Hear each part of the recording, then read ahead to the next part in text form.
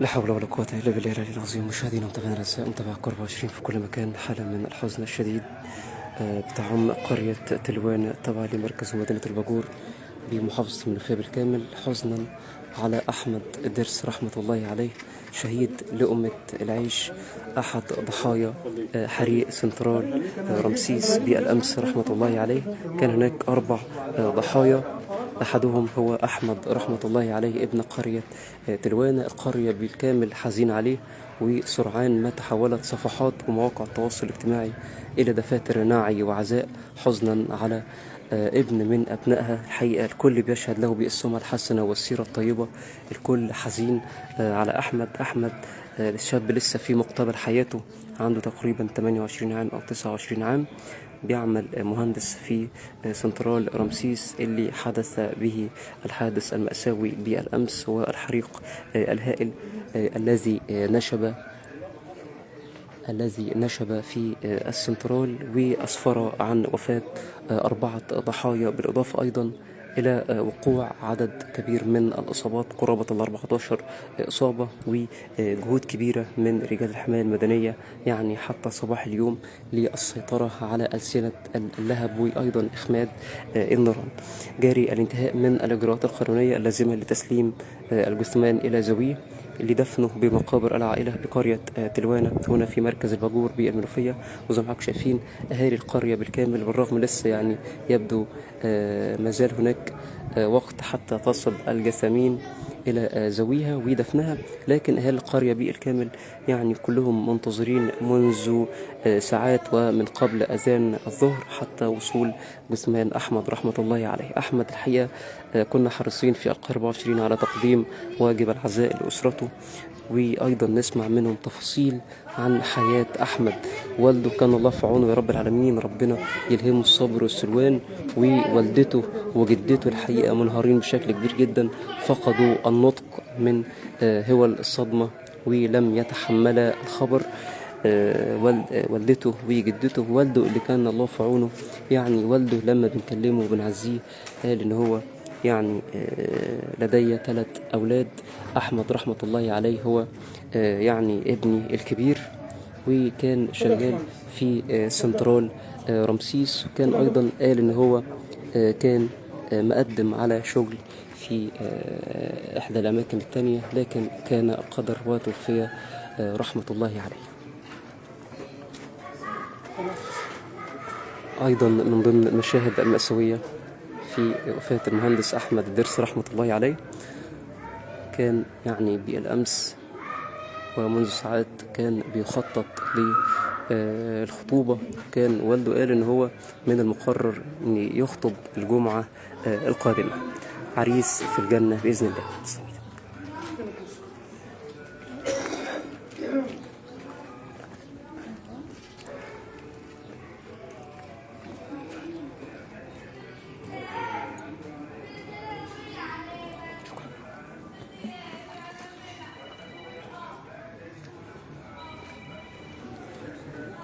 لا حول ولا قوة إلا بالله العلي العظيم، ولا نقول إلا ما يرضي ربنا، وإنا لله وإنا إليه راجعون. ننقل حضراتكم الآن من أمام منزل مهندس أحمد مصطفى الدرس رحمة الله عليه ابن قرية تلوانة، أحد ضحايا حريق سنترال رمسيس الذي راح ضحيته بالأمس 4 ضحايا ووقوع عدد من المصابين، ومجهود كبير تم بذله من رجال الحماية المدنية للسيطرة على الحريق. الحقيقة الحريق كان صعب جدا، وراح فيه 4 ضحايا، 4 مهندسين الحقيقة كلهم كانوا في غرفة واحدة.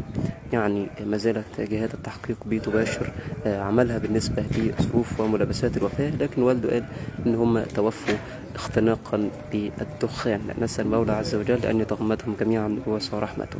الحقيقة المهندس أحمد خريج هندسة إلكترونيات منوف، لسه يعني في مقتبل حياته، تقريبا عنده 28 عام أو 29 عام.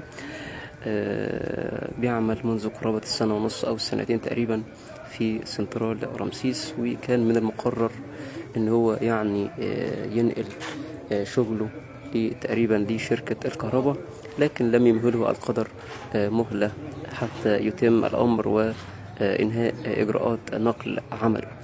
والده كمان قال ان انا كنت مقرر ان انا اخطب له الجمعة الماضية، وبالفعل المهندس احمد رحمة الله عليه امبارح وراح وزار يعني حد هنا في القرية عندهم في تلوانة. كان من المقرر يعني خطبته الجمعة القادمة، لكن لم يمهله القدر مهلة للاحتفال ومهلة للفرح. سرعان ما تحولت صفحات في مواقع التواصل الاجتماعي إلى دفاتر نعي وعزاء حزنا على المتوفى. 4 ضحايا لقوا مصرعهم جميعا في الحادث المأساوي والحريق الهائل الذي نشب بسنترال رمسيس. وقع 4 ضحايا، ال4 مهندسين الحقيقة، كان من ضمنهم المهندس أحمد مصطفى الدرس رحمة الله عليه، ابن قرية تلوانة التابعة لمركز ومدينة الباجور. شاب لسه في مقتبل حياته، خرج بحثا عن لقمة العيش وخرج سعيا وراء الرزق، لكن كان القدر وتوفي هو و3 من المهندسين في مشهد مأساوي، في مشهد صعب جدا. كنا متابعين مع حضراتكم اللحظات الصعبة واللحظات المأساوية منذ نشوب النيران والحريق في سنترال رمسيس، وأيضا جهود كبيرة بذلتها يعني قوات الحماية المدنية ورجال الإطفاء للسيطرة على الحريق. لكن الحقيقة الموضوع كان صعب جدا، ويعني حتى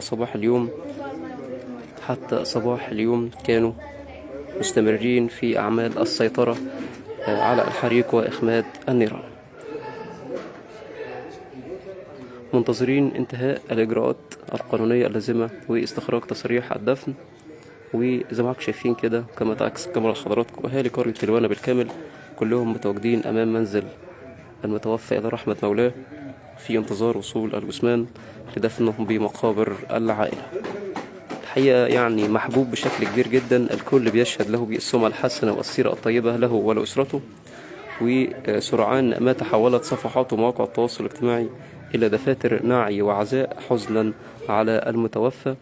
تعين الله عز وجل أن يتغمده هو وباقي الضحايا بالرحمة والمغفرة، ولذويه بالصبر والسلوان عريس في الجنة بإذن الله. وبإذن الله نحتسبهم جميعا شهداء لقمة العيش. زي ما حضراتكم شايفين كده، عدد كبير من الأهالي والجيران وأصدقائه، كل من جمعه موقف طيب بالمهندس أحمد رحمة الله عليه، كان حريص على الحضور اليوم لتشييع جثمانه وتوديعه إلى مثواه الأخير. خالص العزاء لأسرة المهندس أحمد المتوفى في هذا الحادث، وأيضا خالص العزاء لأسر باقي الضحايا والمتوفين، وأيضا تمنياتنا بالشفاء العاجل لباقي المصابين في هذا الحادث المأساوي الذي أفجعنا جميعا بالأمس.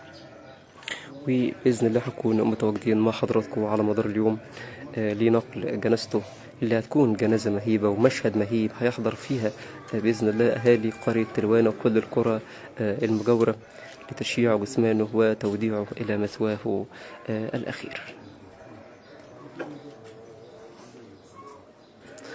زي ما قلت لحضراتكم، الحقيقة يعني قصة مأساوية وقصة صعبة جدا. مهندس أحمد الدرس رحمة الله عليه، زي ما قلت لحضراتكم، قعد مع عروسة يعني منذ ساعات هي وأسرتها، وكان من المقرر أن يتم خطوبته الجمعة القادمة.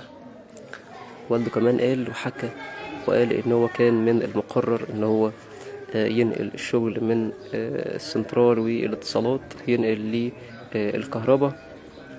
وبالفعل كان يعني أنهى عدة اختبارات وامتحانات، لكن لم يمهله القدر مهلة لنقل عمله إلى عمله الجديد، وكان القدر وتوفي قبل أن ينقل عمله، وتوفي قبل أن يحتفل بزفافه. والحقيقة في مشهد صعب جدا قدمنا واجب العزاء لأسرته ووالدته وجدته. الحقيقة وضعهم صعب جدا، ربنا صبرهم ويربط على قلبهم.